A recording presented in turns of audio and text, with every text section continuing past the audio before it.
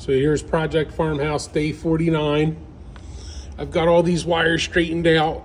So all the wires that were coming in from the right hand side are coming down this way. All the wires that were coming from the left hand side are coming down this way. They're all stapled, new strain reliefs across the top.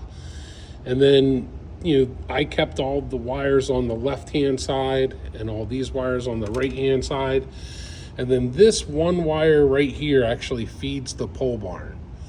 And I'm going to just leave this temporarily connected. I didn't want to put it through the top of the box, but I'm putting it into one of the 20 amp breakers.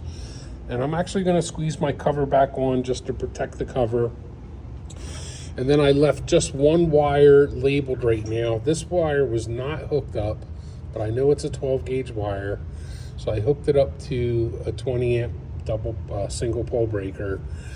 And I want to try to see what that feeds and try to figure out, just make sure I know what it feeds and make sure if it was disconnected that there's nothing messed up.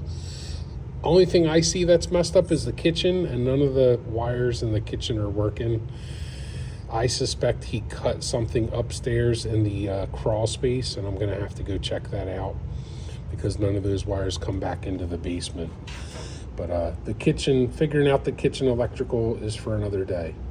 So, but yeah, and then the only other thing I have to do is I did run a new ground wire outside just because this ground wire is poking through the concrete.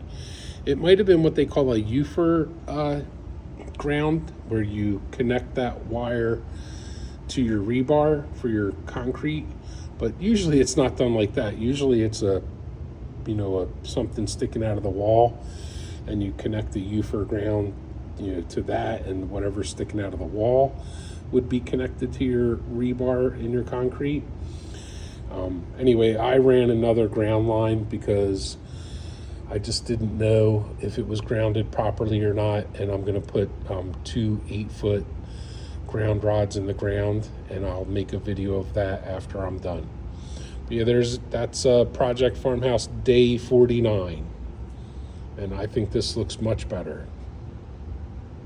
And the other thing is, you can see I put labels on all these. I put the Romex wire cover on them, and then I'll mark them like that one says water heater. So I'll figure out, like that one says air compressor, this is the well pump. I still got to figure out what every single one is, but I'll mark those so that if you ever take the cover off, you'd be able to see what wire goes to what breaker.